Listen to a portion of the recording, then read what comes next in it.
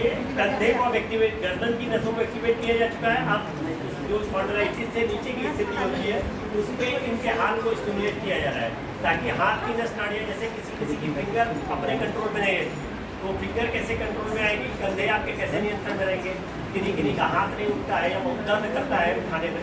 तो इन सारी चीज़ों को जैसे क्लींजिंग थेरेपी से हम लोग क्विक लाभ देते हैं, काइलो से भी इसी तरीके से क्विक लाभ दिलाया जा सकता है। ये काइलो है।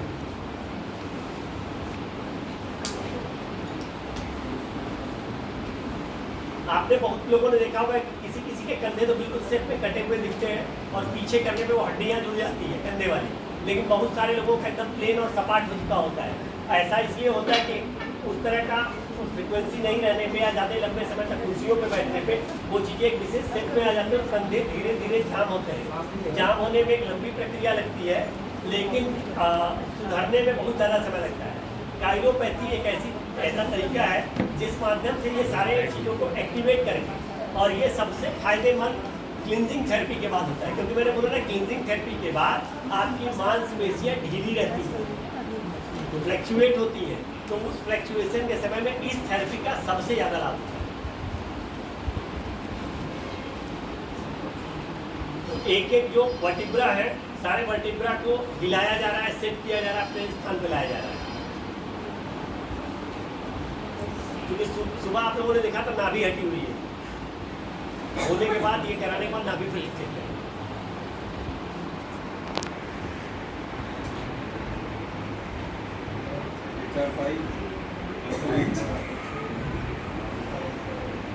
भाई साहब को देख रहे हैं आप लोग पूरा पसीने से भीग चुके हैं, काफी मेहनत वाला काम होता है।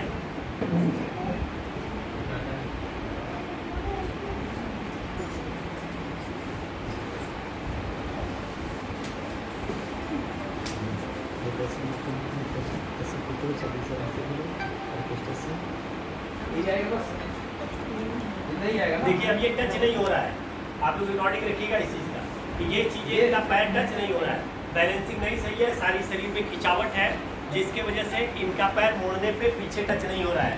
आप लोगों के साथ भी बहुतों के साथ ऐसा हो सकता है। तो कैसे ये चीज़ें एक्टिवेट की जाती है, आप घर पे जाके थोड़ी मेहनत करेंगे तो कर सकते हैं। और बैठने वाला अगर आपके वज्रासन में बैठना सुन लिया तो हर चीज़ का अंतर है। काइरो के लिए तो पूरा काइरो देना पड़ेगा।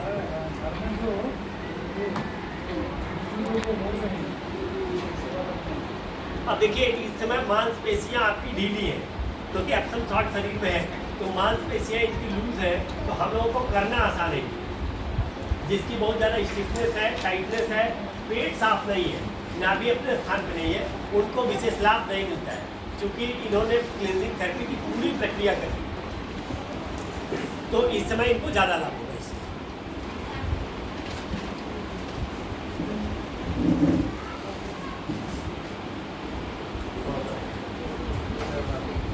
अब देखिए क्विक इसका रिजल्ट दिख रहा है। अब हो क्या रहा है, ये वहाँ पे कुछ पॉइंट्स हैं जॉइंट के जिसको ये घुमा करके एक्टिव कर रहे हैं, और उस एक्टिविटी का परिणाम है कि मांसपेशियां फ्लैक्चुएटेड है, तुरंत अपने स्थान पे जाएंगी।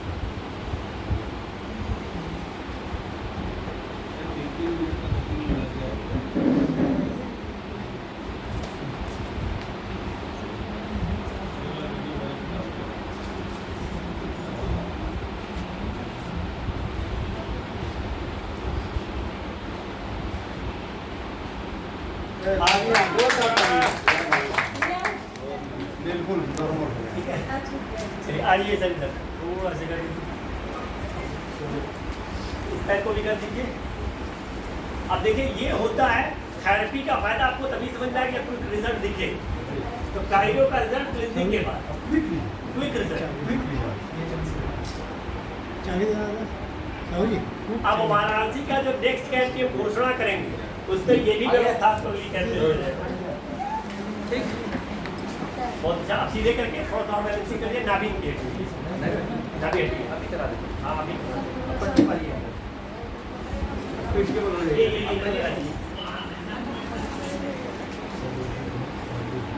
और जो चीजें ढीली हो जा रही है उसको ढीले। अरे बिल्कुल खुश रहेंगे।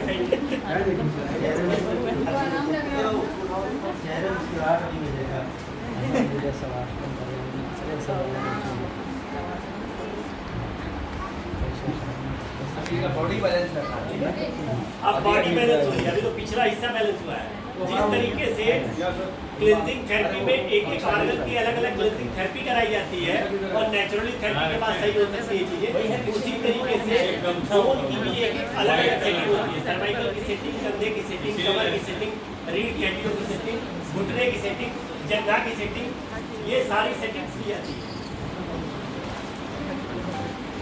जी पकड़ना होगा एक बार,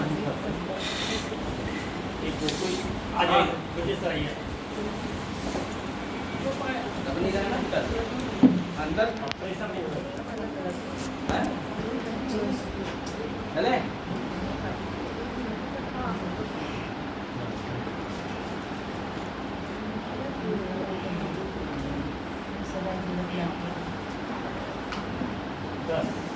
रिलैक्स।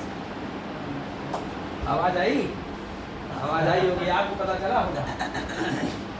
अच्छा, वीडियो के चक्कर में मत पड़िएगा आप लोग। आजकल वीडियो में ढेर सारे यूट्यूब पे पड़े हुए खट खट खट खट खट खट बुलाए जाते हैं। सेंसर इस लगाते चक्कर में बिल्कुल मत पड़िए, वो सेंसर लगाए रहते हैं, ठीक है।